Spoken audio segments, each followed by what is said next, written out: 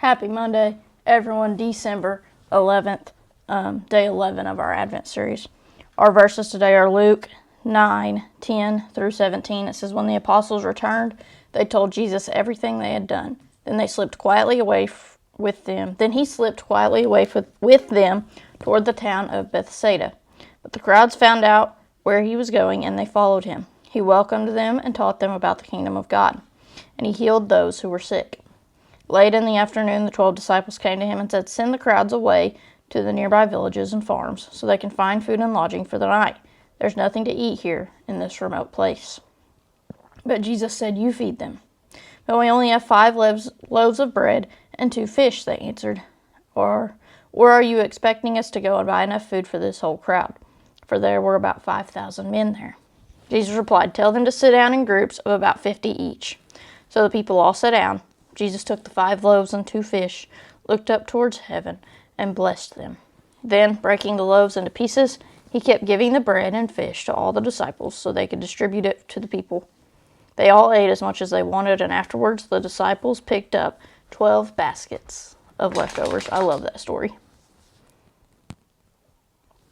Jesus feeds. It says Jesus was the best teacher of all time. Yet, I believe it wasn't solely his teaching that attracted crowds to him, but his miracles.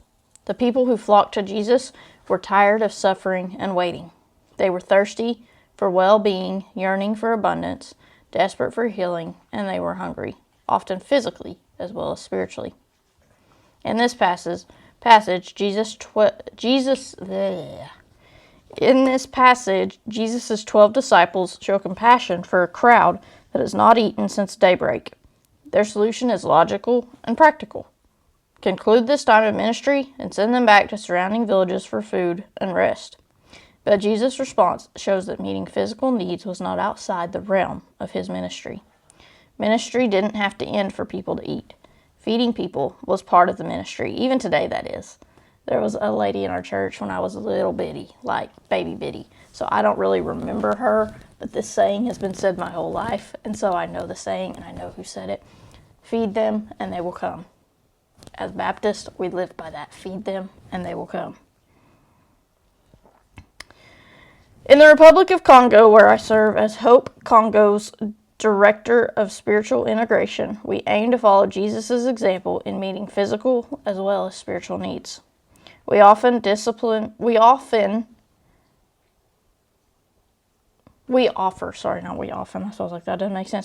discipleship opportunities like morning devotions, home Bible studies, and prayer days.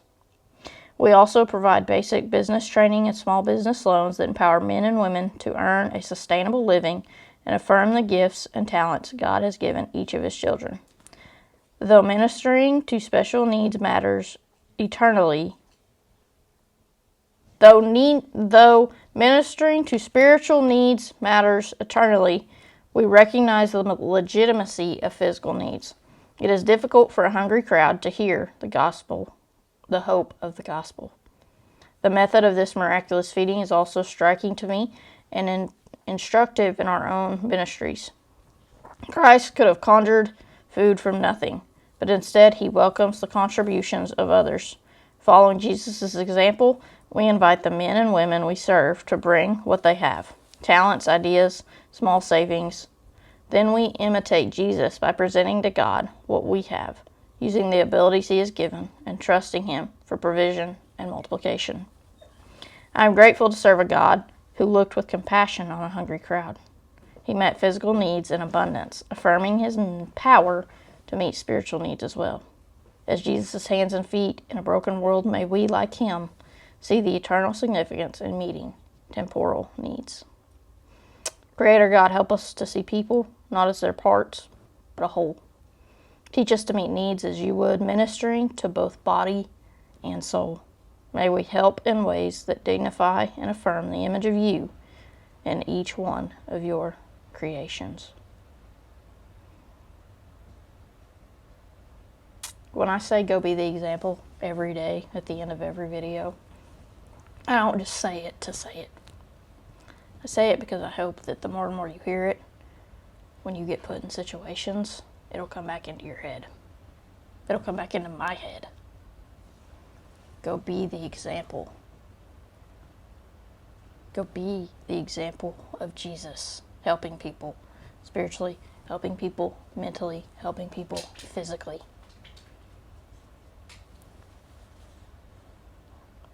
Don't just sit around and act as if you're too good for that, because Jesus wasn't too good for it.